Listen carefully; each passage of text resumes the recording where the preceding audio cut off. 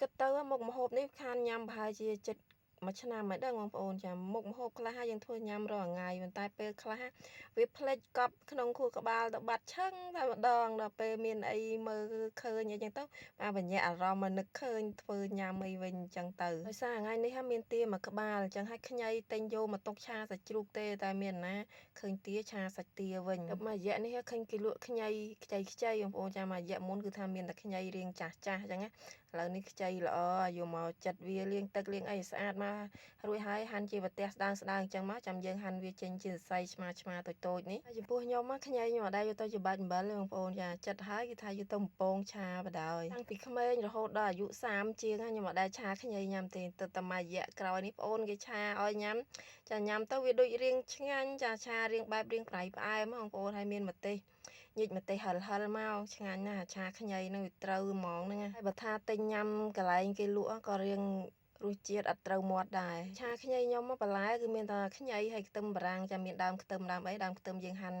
វារៀងវែងបន្តិចចឹងមកហើយមួយថ្នាំងដៃពីរថ្នាំងដៃចឹងបងប្អូនចាវែងអញ្ចឹងអានមើលទៅឃើញតំណងហើយវាឆ្ងាញ់ចាខ្ទឹមនេះកន្លះមើមធំមកចាយើងដំវាជាប៉ែតហាន់វាឲ្យល្អិតចឹងមកទុកកំពងច្រាំវាទុកច្បកតិចចឹងមកឈ្ងុយដែរបងប្អូនហើយទានេះវិញគឺថាខ្ចីញញតែម្ដងចាសាច់ទ្រូងគេនិយាយទៅអាឆ្អឹងខ្ចីឡើងទ្រូងនោះខ្ចីលហកចាទានេះសាច់វាអត់តន់ញាត់ទេចាយើងធ្វើកន្លែងណារៀងសាច់ហើយនឹងគ្រឿងក្នុងខ្លះហើយយើងកាប់វាតូចល្មមមកយើងឆាមកបងប្អូនចាហើយនេះជារបៀបធ្វើរបស់ខ្ញុំអញ្ចឹងហើយបើបងប្អូនមានរបៀបធ្វើផ្សេងក៏អាចខមមិនប្រាប់ផងចាឥឡូវគឺនេះគ្រឿងយើងគឺថារៀបចំរួចរាល់អស់ហើយដាក់ខ្ទះមកហើយចាក់ខ្លាញ់ចូលហើយខ្លាញ់ថ្ងៃនេះអស់ព្រាងឆាលីងនៅតែខ្លាញ់ជ្រូកចំហៀវនៅទុកក្នុងកែវនឹងបន្តិចដាក់មកពងគ្រប់ម៉ោមដាក់ខ្លាញ់នឹងឲ្យក្តៅមកហើយចាក់ខ្ញីយើងចូលពងវាបន្តិចសិនចាចំពោះខ្ញីខ្ញុំពងវារៀងឡើងឃើញក្រហមរៀងក្រៀមតិចបដាតិចហ្នឹងគឺខ្ញុំស្រង់ទុកដួសខ្ញីហ្នឹងស្រង់ទុកវាមួយឡែកសិនមកចារួចហើយយើងចាប់ផ្ដើមពងខ្ទឹមសចូលម្ដងចាខ្ទឹមសនេះដាក់មកហើយយើងពងវាទៅឆាចុះឆាឡើងរហូតដល់ខ្ទឹមសហ្នឹងវារៀងឡើងក្រហមក្រៀមតិចចឹងមកដាក់ស្ករក្រហមចូលនេះម្លឹបព្រាព្រោះអីអាឆាខ្ញីហ្នឹងខ្ញុំចូលចិត្តរៀងប្រៃផ្អែមបងប្អូនឆាមើលតែស្ករក្រហមយើងឡើងឈ្ងុយហើយរៀងក្រហមបែកស្អិតជើងក្រងមកចាចាក់សាច់ចូលមកត្រឡប់បន្តិចចាក់ទឹកត្រីចូលឆូចចាខ្ញុំដាក់អញ្ចឹងដើម្បីឲ្យវាជះក្លិនទឹកត្រីទៅមកវាឈ្ងុយឈួលសាច់បើនិយាយពីសាច់វិញសាច់មាន់សាច់ទាសាច់ជ្រូកអីហ្នឹងគឺថាធ្វើបានទាំងអស់ចារៀងខ្លាញ់តិចមកឆ្ងាញ់ឥឡូវនេះយើងចាប់ផ្ដើមថែមប៊ីចេងម្សៅស៊ុបរ៉ូឌីឆាត្រឡប់ចុះឡើង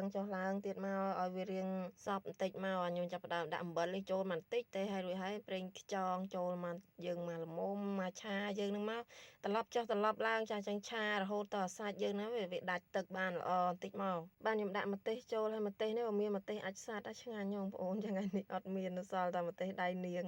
ចាបានណាខ្ចីនោះមកគ្រាប់ដែរជាតិណាខ្ចីហ្នឹងតាត្រឡប់ម្ទេសហ្នឹងរៀងឆ្អិនបន្តិចសិនបាត់កពុលម្ទេសខ្ញុំដាក់ខ្ញីចូលហើយខ្ញីនេះពេលហាន់រៀងសំណំគ្រាន់បើដែរដល់ពេលដាក់មកនេះដឹងខ្ញីនៅណាទេឃើញតែសាច់តែឆ្ងាញ់បងប្អូនចាខ្ញុំចូលចិត្តឆាខ្ញីចាតាំងឆាមករៀងឆ្ងាញ់ខ្លួនឯងហ្នឹងគឺចូលចិត្តរសជាតិបែបអញ្ចឹងតែម្ដងពេលឆាហ្នឹងបងប្អូនអាចភ្លក់មើលឲ្យថែមទឹកថែមអីឲ្យរៀងប៉ែបន្តិចចឹងក៏បានហើយចូលចិត្តស្ងួតក៏បានដែរខ្ញុំចូលចិត្តរៀងមានទឹកតិចចឹងមកដល់ពេលយើងដាក់ខ្ទឹមបារាំងចូលត្រឡប់ខ្ទឹមបារាំងហ្នឹង4 5ត្រឡប់ទៀតឲ្យវារៀងនិយាយទៅរៀងសពតិចអត់ឲ្យឆ្អិនខ្លាំងទេចាវារៀងនៅជ្រប់បងប្អូនចាខ្ទឹមបារាំងនៅឡើងផ្អែមហើយចុងក្រោយនេះគឺថាដាក់ស្លឹកខ្ទឹមមកគឺជាការស្រេចត្រឡប់2 3ត្រឡប់មកគឺបានហើយស្លឹកខ្ទឹមនឹងមិនបាច់ទុកយូរទេគាត់ត្រឡប់នោះវាឆ្អិនបាត់ហើយតំណងឯងបងប្អូនចាគ្រាន់តែដាក់សំឡេងហ្នឹងគឺថាឃើញឆាខ្ញីហ្នឹងនឹកឃើញហេវទៀតហើយចាបានណាថ្លើមមកខ្ញុំចូលចិត្តអាថ្លើមគឺក្នុងហ្នឹងបងប្អូនចាឆ្ងាញ់ណាស់ហើយញ៉ាំខំញ៉ាំជាមួយអាម្ទេសខៀវនេះមកជាតិហ្មងហ្នឹងបានឆាខ្ញីរៀងប្រៃផ្អែមហិលចឹងមកលុកលិតចាបាយអស់អត់ដឹងខ្លួនទេបងប្អូន